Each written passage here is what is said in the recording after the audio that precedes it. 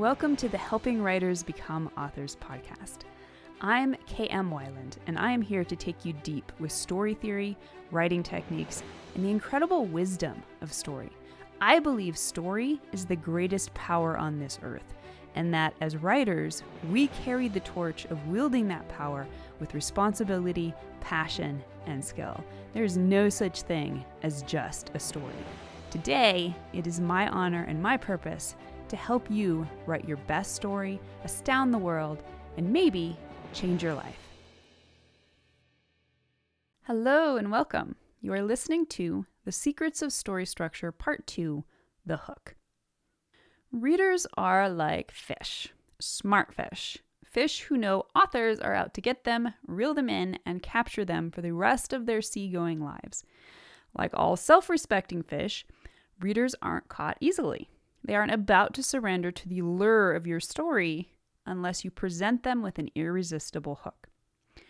Naturally, our discussion of story structure begins at the beginning, and the beginning of any good story is its hook. Unless you hook readers into your story from the very first chapter, they won't swim in deep enough to experience the rest of your rousing adventure, no matter how amazing it is. The hook comes in many forms. Stripped to its lowest common denominator, it's a question. If you can pique readers' curiosity, you've got them. Simple as that. The beginning of every story should present character, setting, and conflict, but in themselves, none of these are the hook. You've created a hook only when you've convinced readers to ask the general question, what's going to happen, because you've also convinced them to ask a more specific question. For example, what scary reptilian monster killed the worker, which is the question that Jurassic Park by Michael Crichton gets us to ask, or how does a city hunt, which is the question that Mortal Engines by Philip Reeve gets us to ask. Writing a good opening scene can be tricky.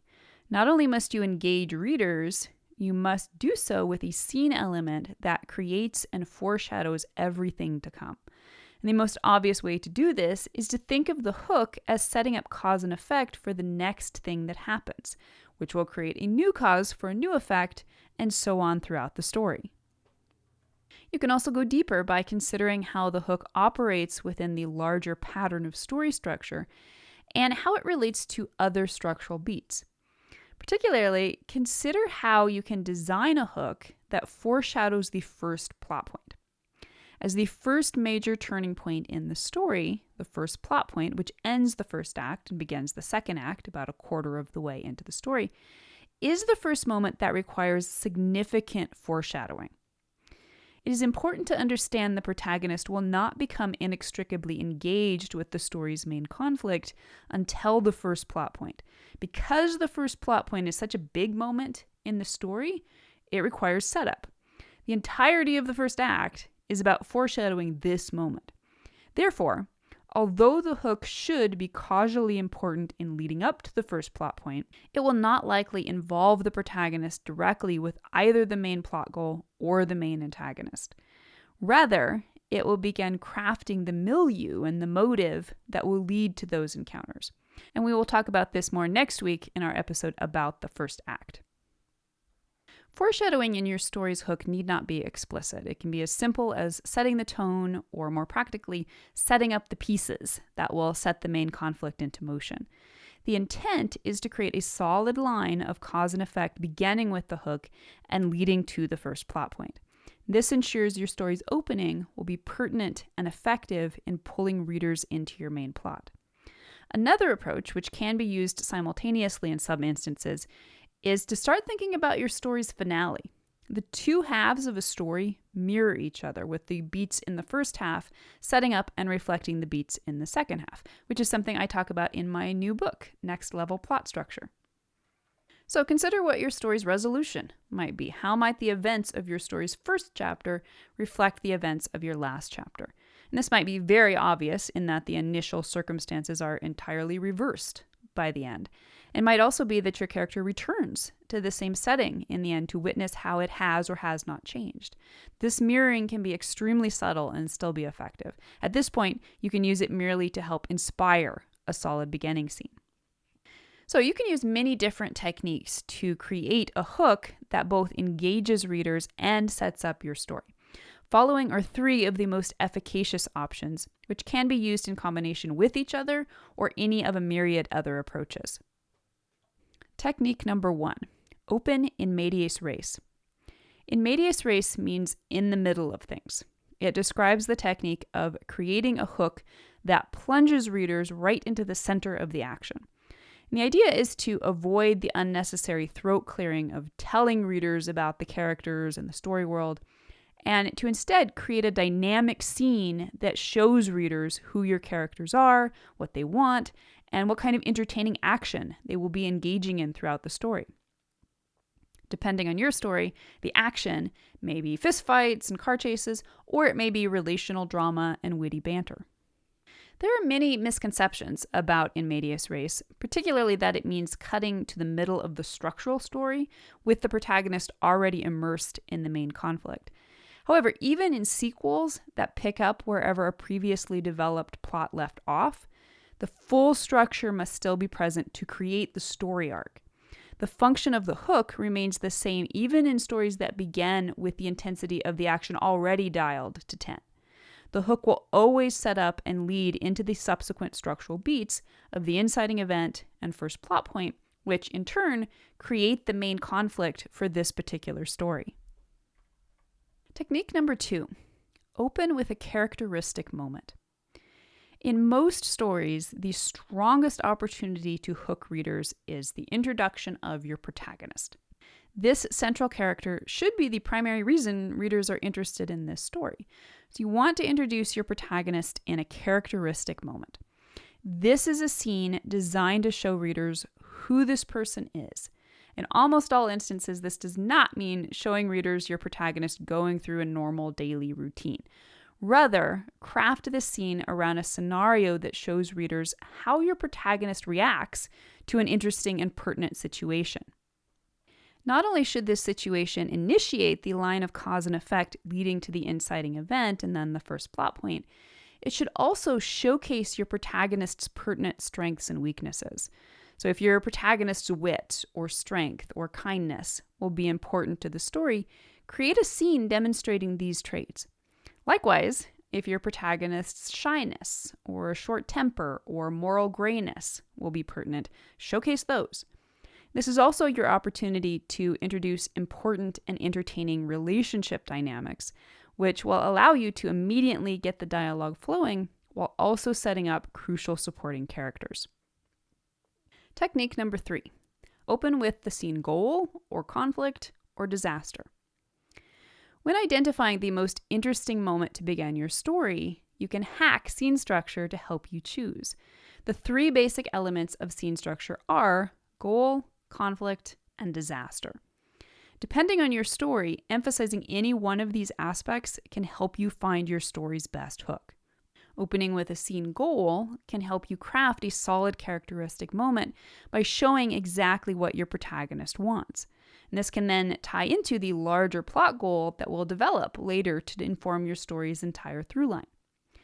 Emphasizing the scene goal can also create an immediate sense of momentum for the scene, ensuring your protagonist starts out in motion, moving towards something. However, if you instead choose to open later in the scene structure, you will automatically gain some of the benefits of in medias res. Beginning with the scene conflict allows you to skip right to the heart of the moment and show readers what type of action will be most prevalent in your story and how your protagonist deals with adversity. After getting into the action, you can then step back and offer any necessary information about what led to this moment. The hook should be present as early as possible in your first scene. However, the hook must be organic. Teasing readers with a killer opening line, such as "Mimi was dying again," only to reveal all is not as it seems. Turns out Mimi is a Broadway actress performing her 187th death scene. Not only negates the power of your hook, it also betrays readers' trust. Stories contain many hooks. Indeed, you don't want the impetus and curiosity created by one hook to die down without planting the next hook. And this is true for every scene in your story. However, when we consider the hook as a specific structural beat at the beginning of the story, we are talking about the very first hook. Not only must the hook pull readers into your story, it must also offer the first domino in the row of dominoes that will create your plot. The hook, therefore, takes place at the 1% mark in your story, the very beginning. A witty opening line can sometimes be enough to create the initial question that piques reader curiosity. However, don't overvalue the opening line. Many stories use the opening line as part of an opening paragraph that plants the hook in a more deliberate and leisurely manner.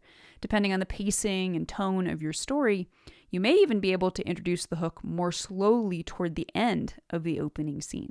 This requires skill, since you have to trust readers to be patient enough to get that far. All right, now that you know what a structural hook is and where it belongs, let's consider a few examples. I've selected 2 movies and 2 novels to use as examples throughout this series, so you can follow the story arc as presented in popular and successful media. So let's look at how the professionals hook us so effectively we never realize we've swallowed the worm. Pride and Prejudice by Jane Austen, published in 1813. Austen begins by hooking us with her famous opening line. It is a truth universally acknowledged that a single man in possession of a good fortune must be in want of a wife. The subtle irony creates a sense of conflict from the very first, and hints that neither the wife in search of the fortune nor the man in search of the wife will reach their goals so easily. Austen deepens the pull of her hook into her opening paragraph by further highlighting the juxtaposition of her opening statement with the realities of her plot. She deepens it still further throughout the opening scene, which introduces the Bennet family in such a way that we not only grow interested in them, but also learn the thrust of the plot and the difficulties of the conflict. It's a Wonderful Life, directed by Frank Capra, first released in 1947. Capra begins with a framing device that hooks viewers with a sneak peek of the climax. The movie opens at the height of the main character's troubles and has us wondering why George Bailey is in such a fix that the whole town is praying for him. Next thing we know, we're staring at an unlikely trio of angels manifested as blinking constellations. The presentation is not only unexpected, it succinctly expresses the coming conflict and stakes while engaging us with specific need-to-know questions. Ender's Game by Orson Scott Card, published in 1977. The opening line to this award-winning science fiction novel is packed with hooking questions. I've watched through his eyes, I've listened through his ears, I tell you he's the one, or at least as close as we're going to get. Just like that, Card has us wondering how the speaker is watching and listening through someone else's mind. Who is the one? What is the one supposed to do? And why are they settling for a one who is less than perfect? Card then builds into a scene that introduces his unlikely hero, 6-year-old Andrew Wiggin, just as his life is turned upside down. And Master and Commander, The Far Side of the World, directed by Peter Weir and released in 2004. As a brilliant adaptation of Patrick O'Brian's beloved Aubrey Maturin series, this film is unorthodox in many ways, not least in its non-formulaic tone and plot. Nevertheless, it demonstrates structural integrity, beginning with a stark opening that shows the morning ritual aboard the man-of-war HMS Surprise. Aside from arousing our natural curiosity about the unique setting, the hook doesn't appear until a minute or so into the film when one of the midshipmen spots what might be an enemy ship. The film carries viewers through a few tense moments of uncertainty and indecision, then, almost without warning, plunges them into a horrific sea battle. We are hooked almost before we see the hook coming.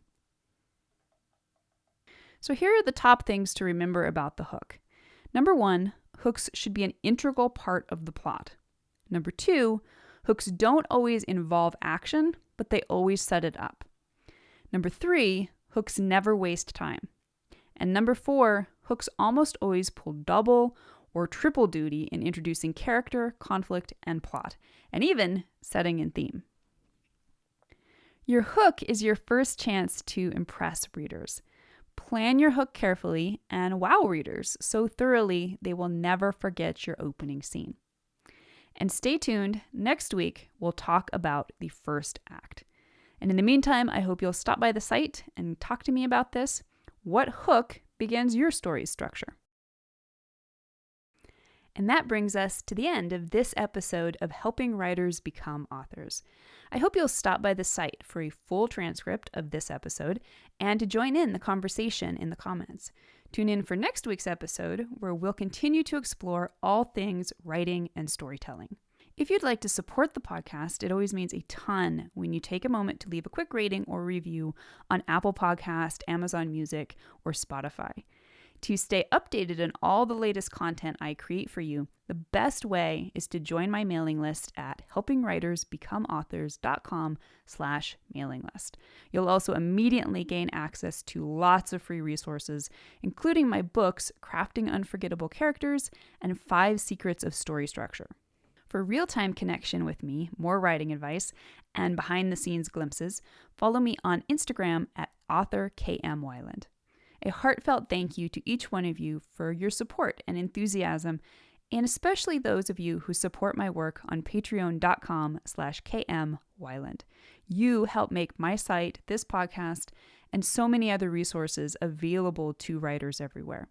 So until next week, keep writing, keep dreaming, and most importantly, keep being true to your stories. Thank you for being part of Helping Writers Become Authors.